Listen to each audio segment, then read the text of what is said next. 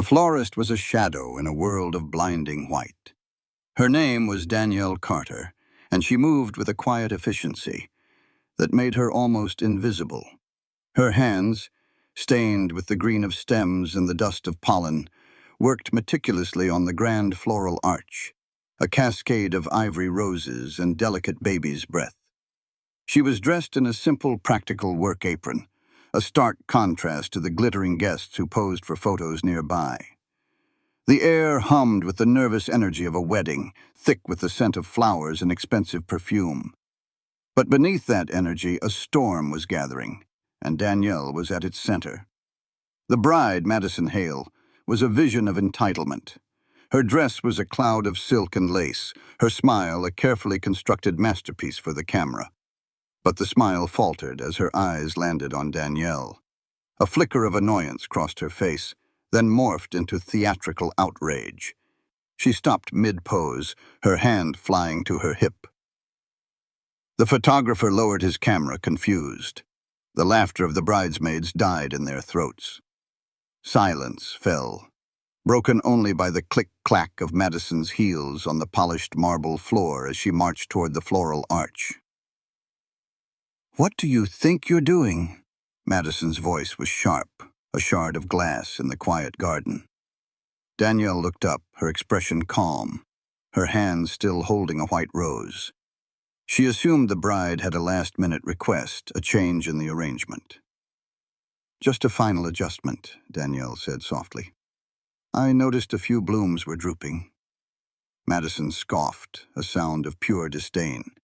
She turned to the photographer, then to her cluster of adoring bridesmaids, and finally to the small crowd of guests who had stopped to watch.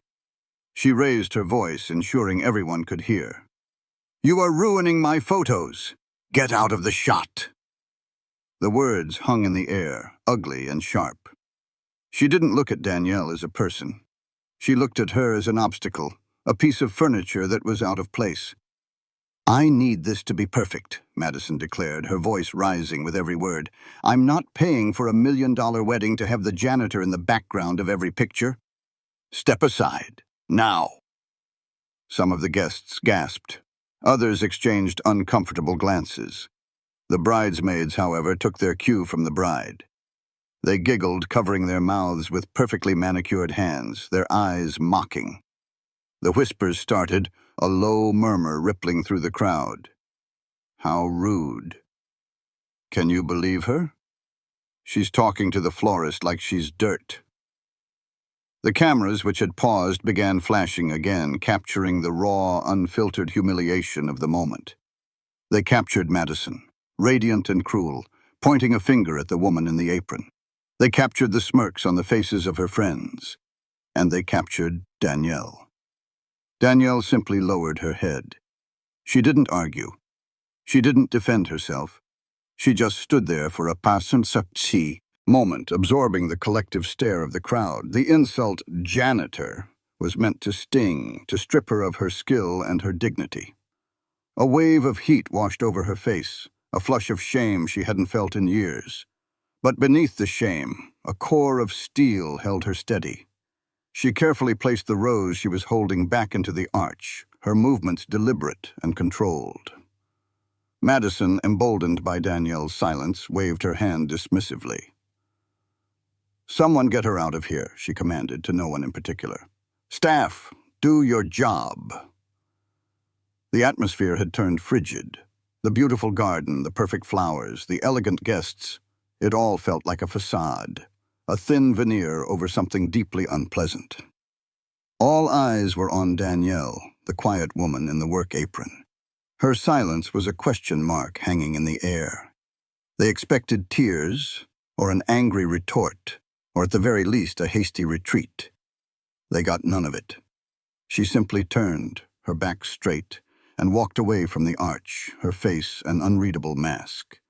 But inside, her mind was anything but calm. A cold, quiet resolve began to form, a plan taking shape with chilling clarity. Madison had just made the biggest mistake of her life.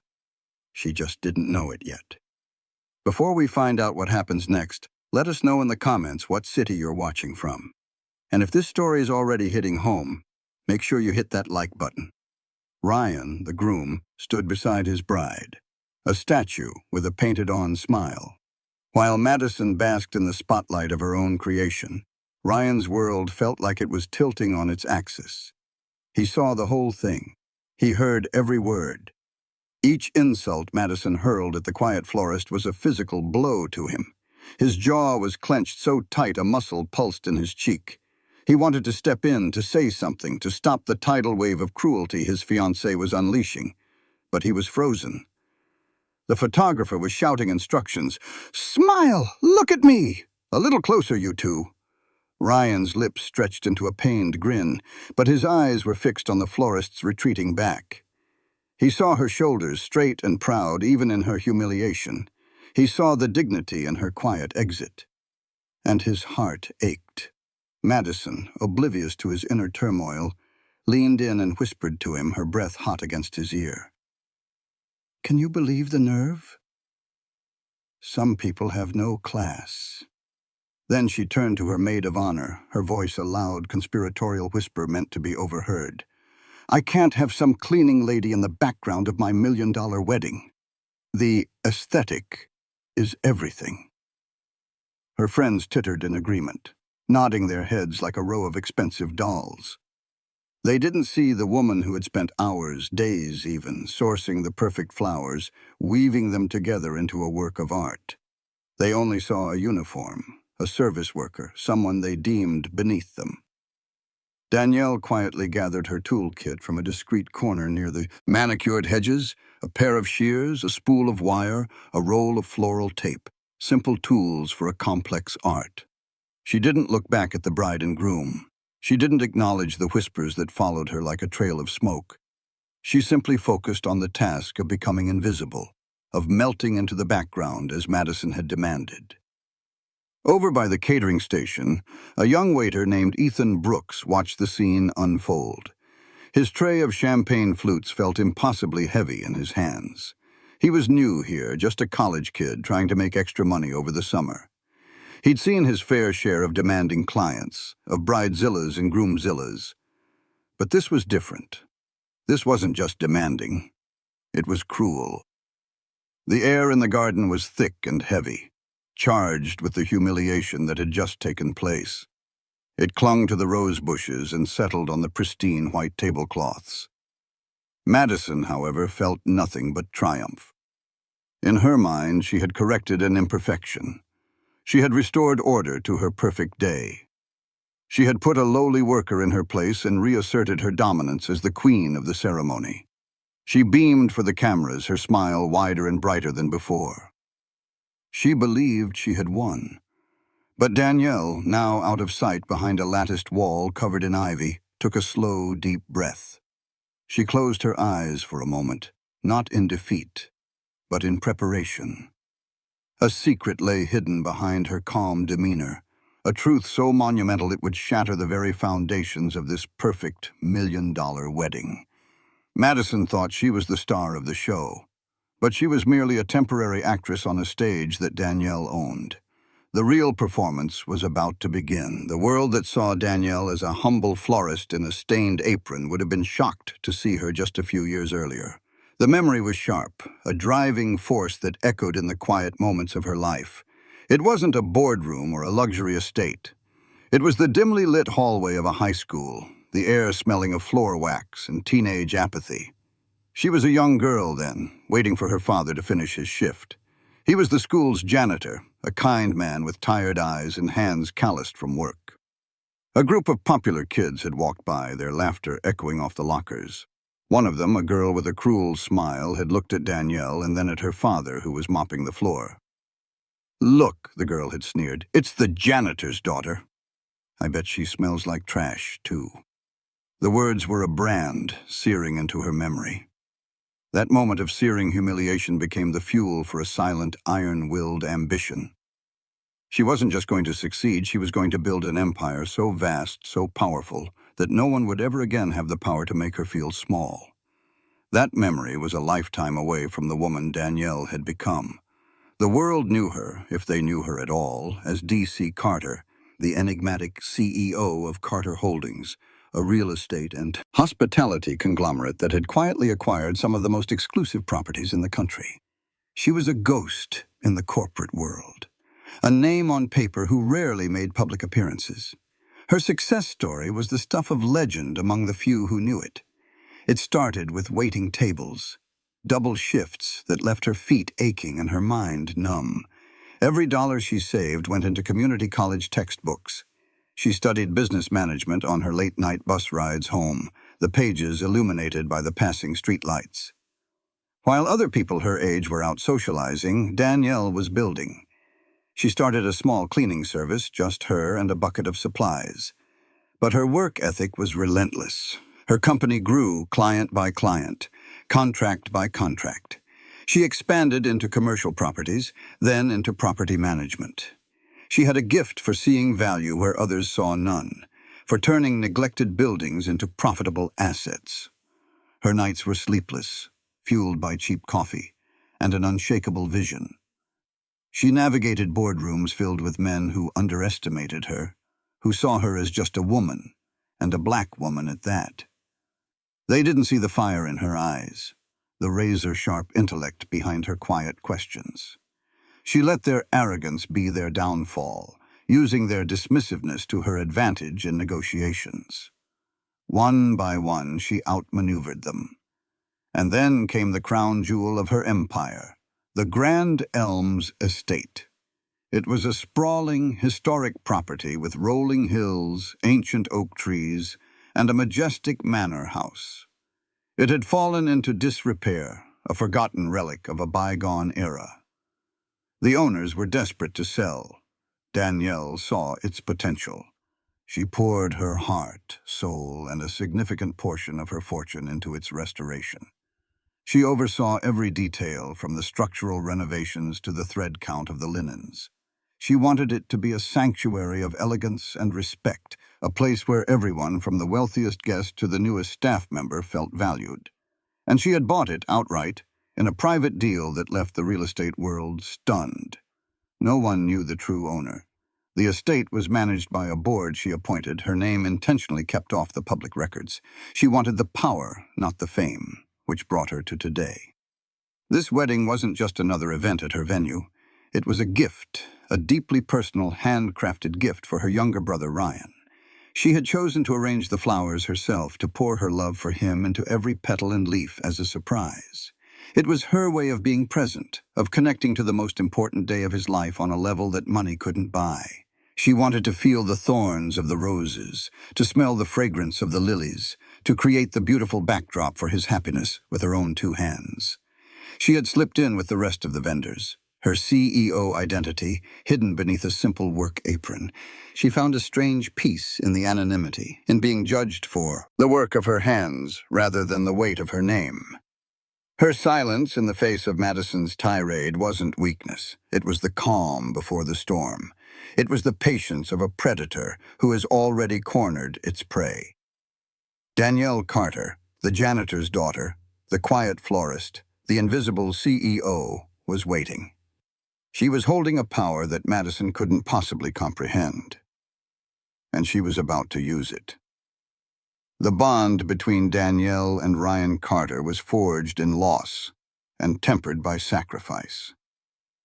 When their parents died in a tragic car accident, Danielle was only 19, and Ryan was a grief-stricken 12-year-old. Overnight, she went from being a college freshman with dreams of her own to a legal guardian, a sister and a mother all rolled into one. The weight of that responsibility was crushing. But Danielle never buckled.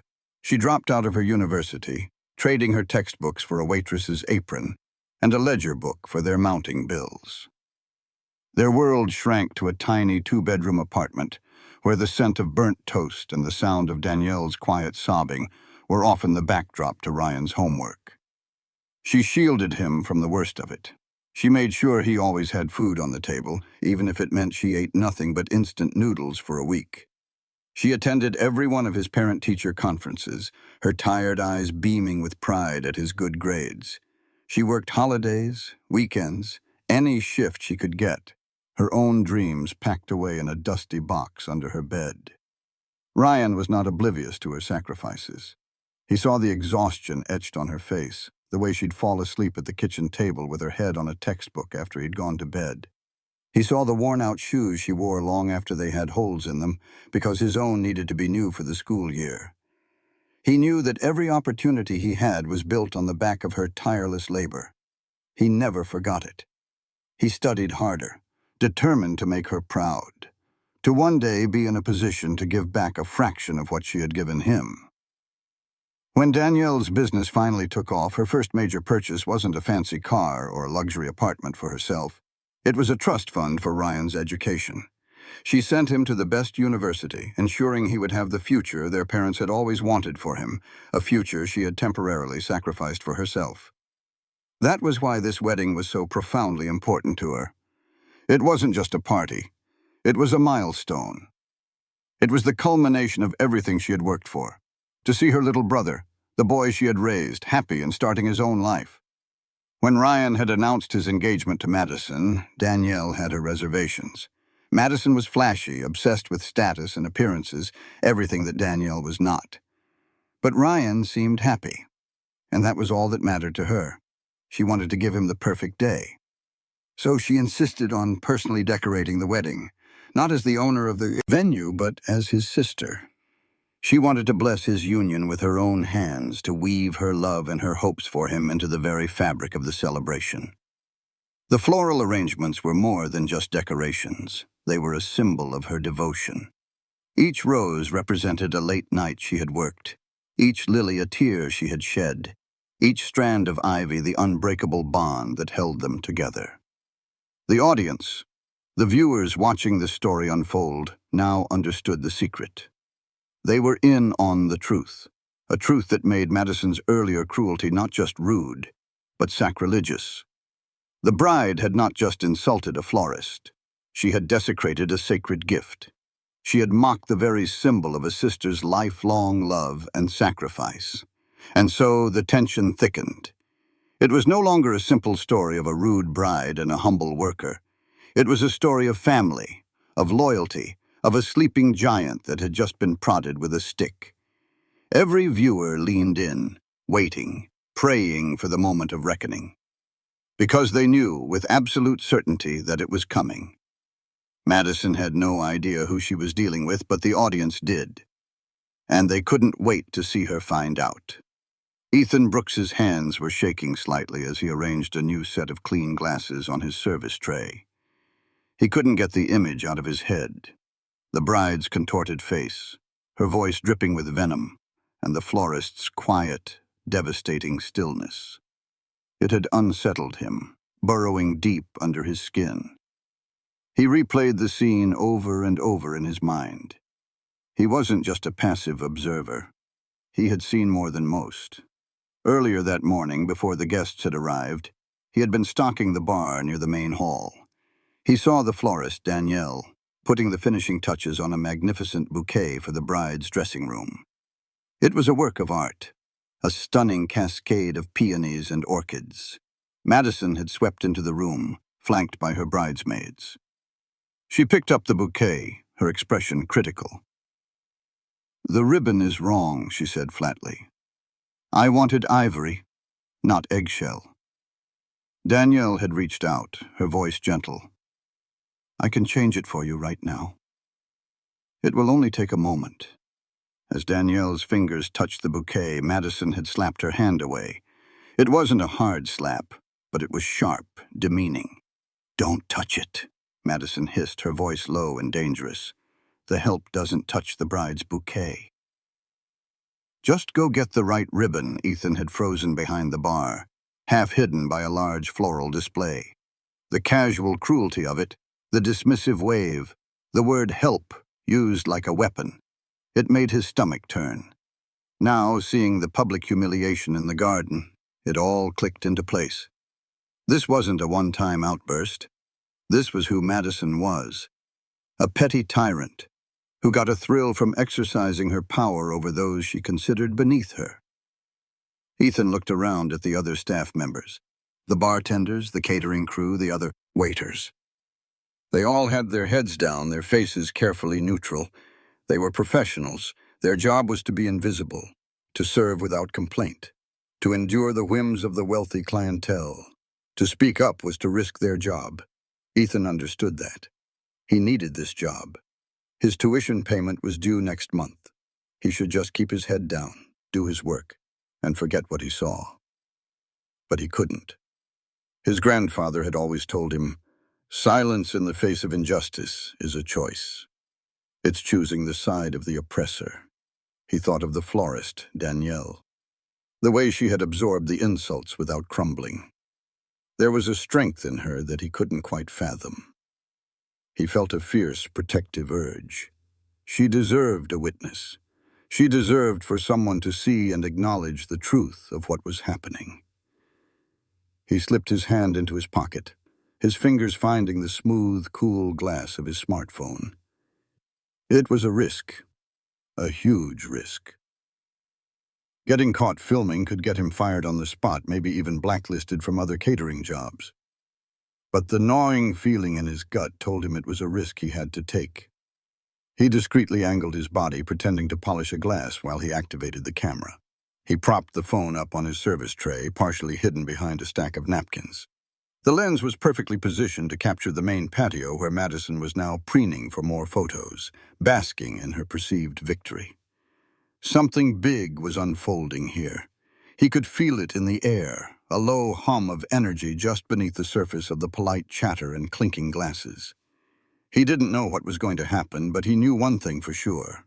Evidence would matter. When the dust settled, there would be a record of Madison's cruelty. And he, Ethan Brooks, the quiet waiter, would be the one to provide it. In the bridal suite, a room that should have been filled with joyful anticipation, the air was thick with smug satisfaction. Madison, surrounded by her fawning bridesmaids, was reliving her moment of triumph. She held a glass of champagne in one hand, gesturing dramatically with the other. And then I just told her, right to her face, "Get out of my photos." You should have seen the look on her face, she crowed, her laughter sharp and brittle. The bridesmaids giggled along, their reflections shimmering in the large vanity mirrors. "You're such a boss, Maddie," one of them said, touching up her lipstick. "You can't let the low class help ruin your day." Another one chimed in, "Seriously." She was probably just some maid they got to pretend to be a florist. Did you see her hands? They were filthy. Madison took a sip of her champagne, her eyes glittering. I know, right? I literally had to slap her hand away from my bouquet earlier. Can you imagine the nerve? I kicked her out of her own photos. She probably went off to cry in a closet somewhere. She felt powerful, untouchable. This was her day, her kingdom. And she was the undisputed queen. The entire estate, in her mind, was just a backdrop for her grand performance. The staff were merely extras, paid to move when she said move and disappear when she said disappear. A few guests, passing by the open door of the suite, overheard the conversation. They exchanged uneasy looks. The bride's behavior was becoming a topic of hushed conversation throughout the venue. What started as a beautiful celebration was slowly being poisoned by her arrogance. Meanwhile, in a quiet alcove near the main ballroom, a different scene was playing out.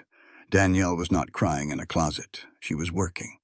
With the same quiet focus she had displayed earlier, she was making a final adjustment to the centerpieces for the reception tables. She worked with an artist's precision, her hands moving with a grace and certainty that belied the insult thrown at them just moments before. She ignored the whispers that followed her. She could feel the stares of the guests and the other staff members. Some were looks of pity, others of disapproval aimed at the bride. Danielle absorbed them all, her expression serene. Her silence was not the silence of submission. It was the silence of immense, coiled power. It was the quiet of a deep ocean, calm on the surface, with unstoppable currents moving in the depths. Madison's loud, boastful laughter echoed from the bridal suite, a jarring noise in the elegant surroundings. Danielle heard it, but it didn't touch her. It was the sound of a temporary victory, a hollow echo in a chamber that was about to collapse. The contrast between the two women was stark and absolute. One was loud, brittle, and insecure. Her power derived from a temporary title, the bride. The other was quiet, solid, and certain. Her power derived from something real and earned. Ownership. Madison was the boss of the day. Danielle was the boss of the estate. And the day was still young. The clenching in Ryan's jaw had become a full-blown ache. He stood by the gift table, nodding and smiling as guests offered their congratulations, but his mind was elsewhere. He was a passive actor in his own life, watching a play he no longer wished to be a part of. His loyalty, a thing he had always considered steadfast, was beginning to crack and splinter. Then he heard it, Madison's voice, carrying from the direction of the bridal suite, followed by the sycophantic laughter of her friends. He caught the words, "low-class help," and kicked her out, and something inside him snapped. The image of his sister flashed in his mind. Not the powerful CEO, but the 19-year-old girl with shadows under her eyes, serving greasy food to rude customers so he could have a new pair of sneakers for basketball practice. He remembered her hands, not filthy, but chapped and raw from washing dishes for hours on end. He remembered her falling asleep over her textbooks, sacrificing her own future for his. Every moment of her sacrifice, every ounce of her love, was a testament to the woman Madison had just humiliated. This wasn't just an insult to a stranger. It was a deep, personal attack on the very person who had made his life possible. He felt a surge of hot, protective anger, his fists clenched at his sides, his knuckles turning white. The forced smile on his face dissolved, replaced by a thunderous expression. He started to move toward the bridal suite, a half-formed plan of confrontation in his mind. Just as he took a step, a quiet voice spoke beside him. "Sir, are you all right?" It was the young waiter, Ethan. He was holding a tray, his eyes filled with a concern that seemed genuine. "Is she related to you?" Ethan asked, his voice barely a whisper. He gestured subtly with his head toward the back of the venue, where Danielle had last been seen. Ryan froze. He looked at the waiter, really looked at him for the first time. He saw the intelligence in the young man's eyes, the empathy. He didn't know how the waiter knew or what he had seen, but the question confirmed that the injustice was plain for anyone with a heart to see. Ryan didn't answer with words. He couldn't trust his voice. But his eyes gave it all away. A flicker of anguish, a flash of fury, and a deep, unmistakable connection. It was all the confirmation Ethan needed. Ryan turned away from the waiter, his resolve hardening. A confrontation with Madison now in front of her friends would be messy and loud. It would be exactly the kind of drama she thrived on, number. That wasn't the way. His sister had taught him better. She had taught him that true power wasn't loud. It was strategic. He needed to be calm. He needed to wait for the right moment. The storm inside him was boiling, but on the surface he became eerily still. He straightened his tie, smoothed down his jacket, and put the polite smile back on his face. But it was different now. It was a mask. Behind it, a decision had been made. His loyalty to Madison was not just cracking. It was gone, shattered. All that remained was his unwavering, absolute loyalty to his sister. He would play the part of the happy groom for a little while longer. But the reckoning was coming, and he would be standing right beside his sister when it arrived. Danielle slipped away from the main festivities, her movements so discreet that no one noticed her departure. She navigated the labyrinthine corridors of the staff-only areas, a part of the estate she knew better than anyone. She walked past the bustling kitchens, the laundry rooms, the storage closets, the humming heart of the venue that was invisible to the guests. Her destination was a small, unassuming office tucked away in a quiet corner of the ground floor. It was her private office, though no one on the current staff knew it. To them, it was simply the manager's office. She closed the door behind her, the sounds of the wedding reception fading into a distant murmur. The silence in the room was a welcome relief. For the first time that day, she let the mask of composure fall from her face. A deep, weary sigh escaped her lips. She wasn't angry. The insult had stung, yes, but what she felt now was a profound sense of disappointment. Disappointment in Madison, and a flicker of disappointment in her brother for choosing a partner with such a cruel heart. But disappointment was a passive emotion. Danielle was a woman of action. She sat down behind the large oak desk, her work apron still tied around her waist. She pulled out her phone and made a single, quiet call. Her personal assistant, a sharp and efficient woman named Clara, answered on the first ring. "Clara," Danielle said, her voice low and steady, devoid of any emotion. "Are you at your desk?" "Yes, Ms. Carter, always," came the professional reply. "I need you to do two things for me immediately," Danielle continued. "First, I need you to email the finalized ownership documents for the Grand Elms estate to the venue's general manager. The unredacted versions. The ones that show my name as the sole proprietor." There was a brief pause on the other end of the line. Clara was too professional to ask why, but the instruction was highly unusual. "Consider it done, Ms. Carter," she said. "Second," Danielle said, her eyes gazing out the window at the perfectly manicured lawn, "I need you to alert the members of the estate's advisory board. Tell them I am calling an emergency meeting here at the venue." "In 1 hour?" "All of them?" Clara asked, a hint of surprise in her voice. "All of them," Danielle confirmed. "Tell them it pertains to a gross violation of the venue's code of conduct by a client and a potential breach of contract. And Clara, tell them the CEO will be presiding personally." "Yes, Miss Carter. I will make the calls now." Danielle ended the call and placed the phone on the desk. A quiet finality settled over the room. The gears were now in motion. The trap was being set. While Madison paraded herself around the reception like a queen in her temporary castle, the true owner was quietly signing her eviction notice. Danielle looked at her reflection in the dark screen of her phone. She saw the tired woman in the florist's apron. But she also saw the janitor's daughter who had refused to be broken. She saw the CEO who had built an empire from dust. Tonight, Madison had made the fatal error of judging the book by its cover. She had no idea she was about to be hit with the entire library. "Tonight," Danielle whispered to her reflection, "everything changes." The wedding reception was in full swing. The grand ballroom was a swirl of elegant dresses and sharp tuxedos, the air filled with music, laughter, and the clinking of glasses. At the head table, Madison sat on a throne-like chair, holding court. Her arrogance, which had been on full display earlier, had now metastasized. Fueled by champagne and the constant adoration of her bridesmaids, she had become a tyrant. She complained that the music was too loud, then too soft. She sent back her perfectly cooked meal, claiming the sauce was uninspired. She treated every staff member who approached her table with a level of disdain that made the guests cringe. Ryan sat beside her, a grim statue of a husband. He barely ate, his food pushed around his plate.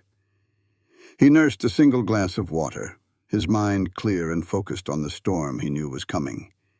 He watched his bride, his wife of only a few hours, and felt a profound and sickening sense of regret. He saw her not as the vibrant, beautiful woman he had fallen for, but as a hollow shell, filled with nothing but vanity and cruelty. The breaking point came when a young waitress, nervous under the bride's intense scrutiny, accidentally spilled a single drop of water on the pristine white tablecloth while refilling Madison's glass. The drop was no bigger than a teardrop, but Madison reacted as if she had been doused in acid. She shot up from her chair, her voice screeching across the ballroom, silencing the band and all conversation. "You clumsy idiot! Look what you did! You ruined it! You are incompetent!" The waitress, a girl no older than 19, turned pale, her eyes welling up with tears. I'm so sorry, ma'am," she stammered, her hands trembling. Madison was unmoved by her apology. Sorry doesn't cut it, she sneered, pointing a finger at the girl's chest. You're fired. Get out of my sight. Now. The general manager rushed over, his face a mask of placating smiles, but Madison would not be calmed. She reveled in the drama, in the power to hire and fire, to make or break someone's evening. From a discreet position near the ballroom entrance, Danielle watched it all. Her face was impassive, but her eyes were like chips of ice. She had seen enough. This was not just disrespect anymore. This was a pattern of abuse, a rot that had infested her brother's wedding and was poisoning the very atmosphere of the estate she had worked so hard to build. Ethan, the waiter, was nearby, pretending to clear a table. His phone was still recording, tucked safely on his tray. He captured the entire ugly scene. Madison's screeching, the waitress's tears, the guests' shocked and disgusted faces. He saw Danielle watching from the doorway, and for a moment, their eyes met across the crowded room. In that silent exchange, a sense of shared purpose passed between them. The guests were now openly whispering. The celebration had curdled into a deeply uncomfortable spectacle. Some were laughing nervously, unsure how to react. Others were shaking their heads in open disgust. The wedding was no longer a joyous occasion. It was a hostage situation, and Madison was the one holding everyone captive with her toxic behavior. Ryan looked at the crying waitress being led away by the manager. He looked at the woman he had just married, who was now preening, proud of the scene she had caused. And he knew with a certainty that chilled him to the bone that this marriage was already over. It had died before it had even truly begun.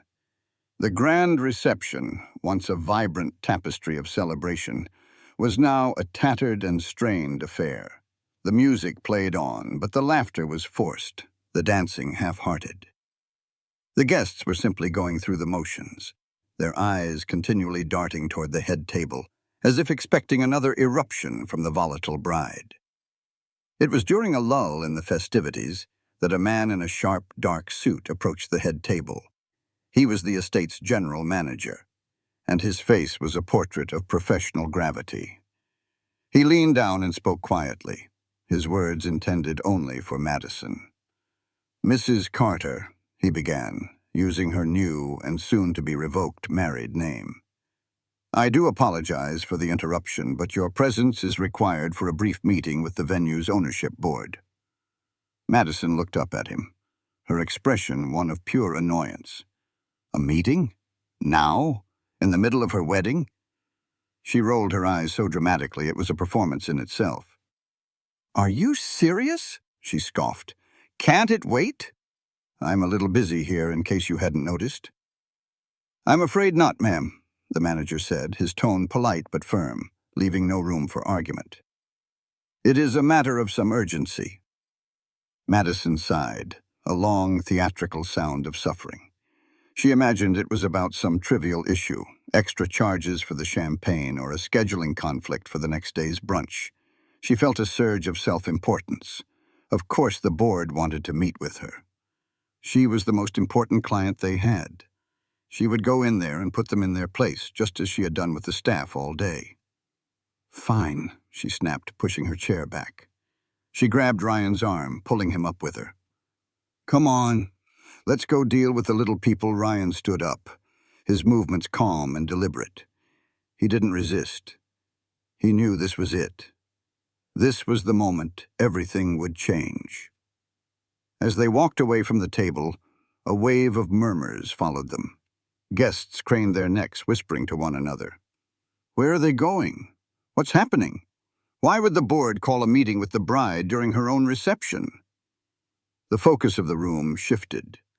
Danielle, who had been a ghost for the past hour, a background figure who had been banished from the photographs, was now the invisible hand guiding the events. She was nowhere to be seen, yet her presence was suddenly palpable. Madison, still draped in her magnificent wedding gown, stormed through the corridors, dragging Ryan behind her like a prop. She was still the star of her own movie, completely unaware that the script had been flipped. She was walking into a boardroom, but she might as well have been walking onto a scaffold. She thought she was going to a meeting, In reality, she was headed to a tribunal, and she was both the defendant and the prosecution's star witness. The boardroom was located in the estate's quiet, stately east wing. It was a space designed for power, with a long, polished mahogany table, high-backed leather chairs, and walls adorned with tasteful modern art. It was a world away from the noise and chaos of the ballroom. Madison pushed the heavy oak doors open without knocking and stormed in, her face a mask of irritation. "All right, what is so important that it couldn't—" The words died in her throat. The scene before her was not what she expected. There was no lowly manager waiting with a clipboard of complaints. Instead, seated around the long table were several men and women in sharp, expensive business suits. Their faces were serious, their expressions unreadable. They looked up as she entered, their collective gaze unnerving. But it was the person at the head of the table who made Madison's world stop turning. There, in the CEO's chair, sat Danielle. The stained work apron was gone. In its place, she wore a tailored dark blue power suit that fit her perfectly. Her hair, which had been tied back loosely, was now styled in a sleek, professional manner. Her face was the same, calm and composed, but her eyes held a new light. It was the light of command, of absolute authority. For a dizzying moment, Madison's brain refused to process what it was seeing. It was the florist, the janitor, the help. But she was sitting at the head of the boardroom table, exuding a power that made the air in the room feel thick and heavy. Madison froze, her mouth slightly agape. The color drained from her face. Ryan, who had been standing silently behind her, stepped to the side, and for the first time that night, a small, knowing smirk touched the corner of his lips. He was no longer a passive observer. He was a willing participant in what was to come. As if on cue, the boardroom door opened again, and Ethan, the young waiter, quietly slipped inside. He held his phone up, no longer hiding it. He was recording everything, his expression one of sober determination. Madison's head whipped back and forth, from the stone-faced executives to her smirking husband, to the waiter who was now documenting her downfall, and finally back to the woman at the head of the table. The florist. The woman she had humiliated, mocked, and dismissed. The woman who now looked at her with an unnerving, icy calm. The truth was beginning to dawn on her, a horrifying, impossible truth that her mind couldn't yet accept. The trap had been sprung. The doors had closed behind her. And Madison Hale, the queen of her own $1 million wedding, was finally, terrifyingly, powerless. Danielle stood up, her movements slow and deliberate. The rustle of her suit jacket was the only sound in the silent room. She did not raise her voice. She did not need to. Her words, when they came, were quiet, clear, and carried the weight of irrefutable truth. "Madison," she began, her voice as cool and polished as the table between them. "I believe there has been a misunderstanding. You seem to be under the impression that you are merely a client here." She paused, letting the words hang in the air. Madison's face was a canvas of confusion and dawning horror. She shook her head slightly as if trying to wake from a nightmare. Danielle gestured to the board members seated around the table. "Let me introduce you to the advisory board of Carter Holdings, the parent company that owns this estate." One by one, the executives nodded grimly in Madison's direction. Danielle then picked up a leather-bound portfolio from the table in front of her. She opened it and turned it around for Madison to see. Inside, encased in protective plastic, was the deed to the Grand Elms estate. And at the bottom, in clear, bold ink, was a signature. "My name," Danielle said, her voice dropping a fraction, "is Danielle Carter. I am not the florist. I am not the janitor. I am the CEO of this company and the sole owner of this entire estate. You are not in a client meeting. You are in my boardroom, and you are here as my guest, a privilege that is about to be revoked." Madison turned impossibly pale.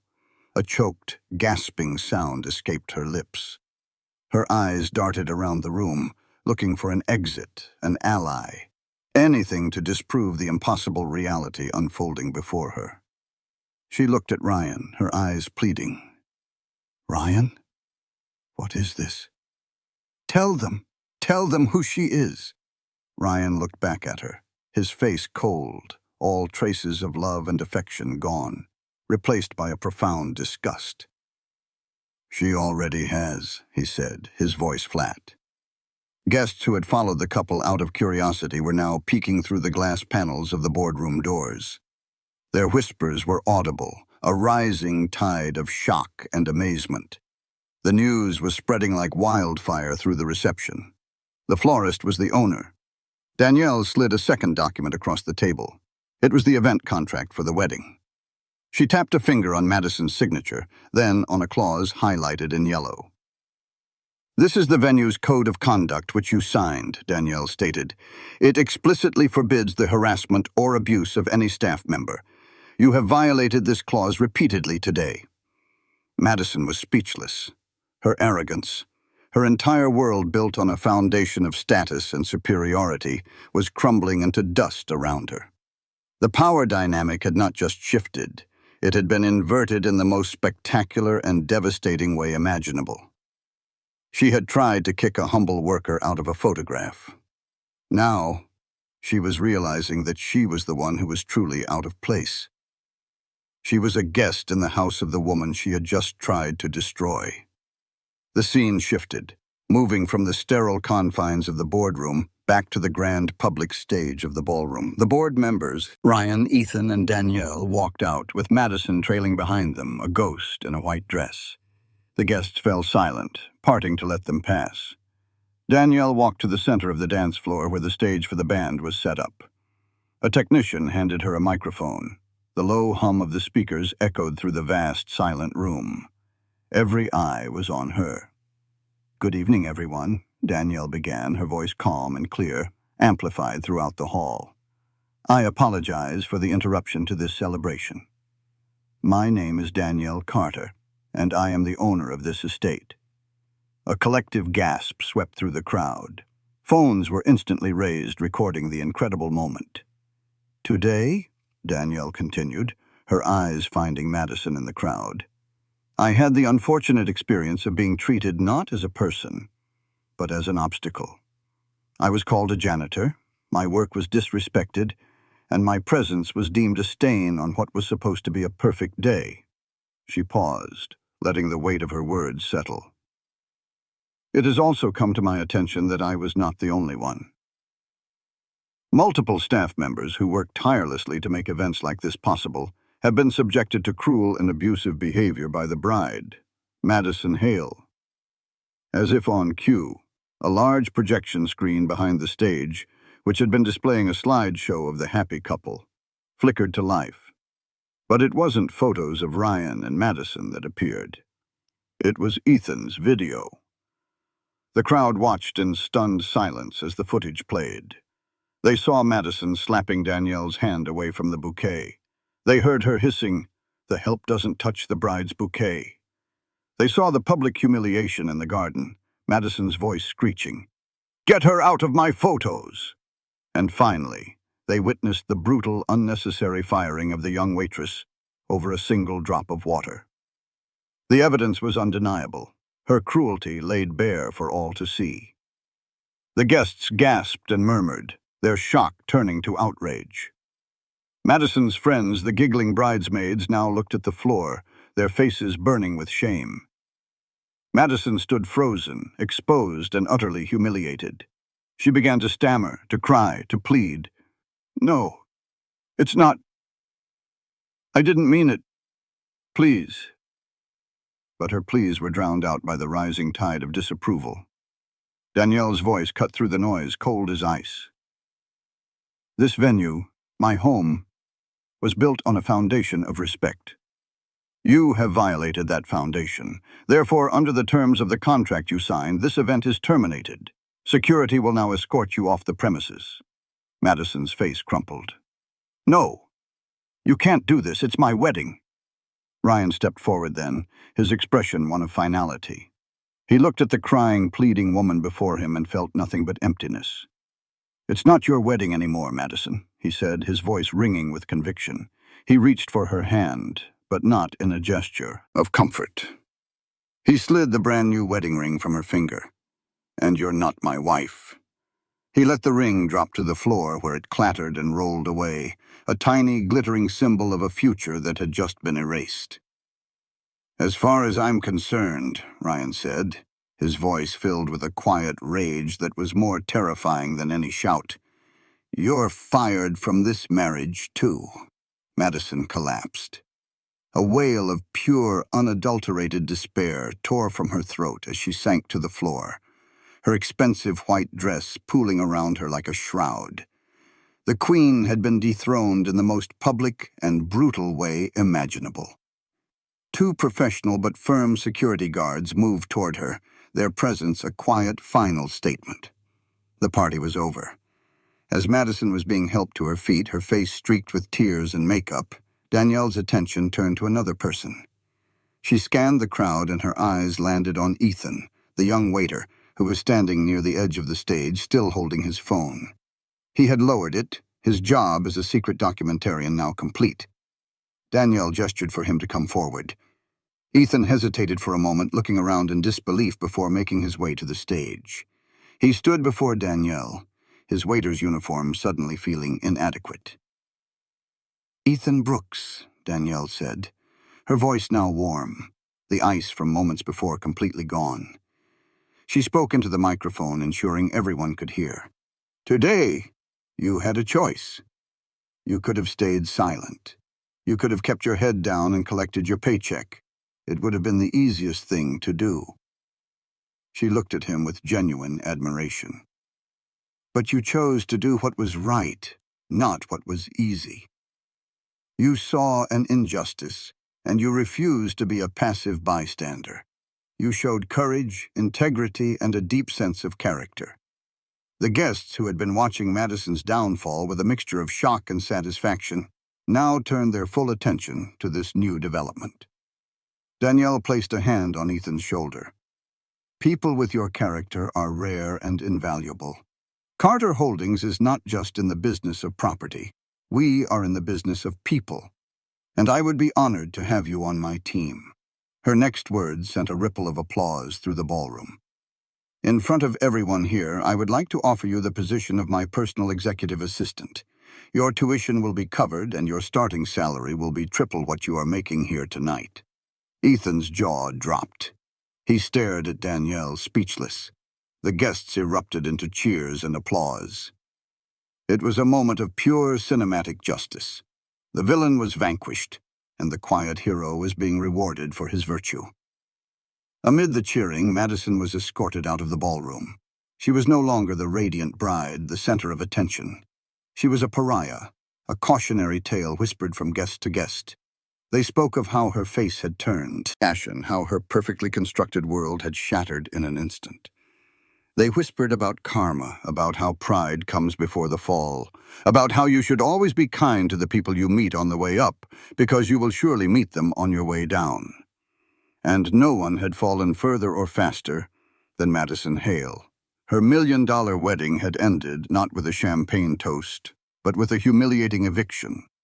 The toxic cloud of Madison's presence had lifted, and the atmosphere in the grand ballroom began to change. The stiff, uncomfortable tension dissolved, replaced by a strange but palpable sense of relief and celebration. It was no longer a wedding reception, but it had become something else entirely. It was a party for truth, a celebration of dignity. The band, after a moment of uncertainty, began to play again, this time a series of upbeat, joyful songs. The staff, who had been walking on eggshells all evening, now moved with a new lightness, their smiles genuine. They were no longer just workers. They were respected members of a team, their value affirmed by the actions of their true boss. Danielle stood in the center of it all, not as an all-powerful CEO, but as a sister. Ryan walked over to her, his eyes shining with unshed tears of gratitude and relief. He wrapped his arms around her in a tight embrace, burying his face in her shoulder. "Thank you," he whispered, his voice thick with emotion. "I'm so sorry, Danny. I should have seen who she was." I should have stopped it. Danielle hugged him back, her hand stroking his hair, just as she had done when he was a little boy. "It's not your fault," she said softly. "You have a good heart. You wanted to see the best in her. Now you see the truth." They pulled apart, their bond, which had been tested and strained, now stronger and more unbreakable than ever. They were the only family they had, and they had just defended that family with unwavering loyalty. The guests began to approach Danielle, not with the sycophantic fawning they had shown Madison, but with genuine respect. They congratulated her not on a wedding, but on her strength, her integrity. The story of the janitor's daughter who became a CEO, the florist who owned the venue, was already becoming a legend. As the night wound down and the last of the guests began to depart, the narrator's voice emerged, a final reflection on the evening's dramatic events. Respect is the foundation of every union, be it in business, in friendship, or in marriage. When that foundation is cracked by arrogance and cruelty, the entire structure is destined to collapse. The camera would pan across the now emptying ballroom, past the beautiful floral arrangements that had been both the catalyst for the conflict and a symbol of a sister's love. Status does not make you great. Character does. A fancy dress and $1 million venue are just props on a stage. It is how we treat those we believe to be beneath us that reveals the true content of our soul. The final shot would be of Danielle and Ryan, standing side by side, watching the staff clear the last of the tables. Danielle no longer in a power suit or a work apron, just herself. A woman who had learned long ago that true power isn't about being the loudest person in the room. It's about owning the room quietly and having the grace and strength to ensure that everyone inside it is treated with dignity. And those who mock the humble, who dismiss the quiet worker in the background, may one day find themselves kneeling before the very person they tried to erase. The image would fade out on Danielle, standing tall, serene and strong. The true boss, the hidden giant, the sister who had once again saved her brother. If this story about dignity and justice moved you, don't forget to subscribe for more inspiring stories like this one. What would you have done in this situation? Let us know below.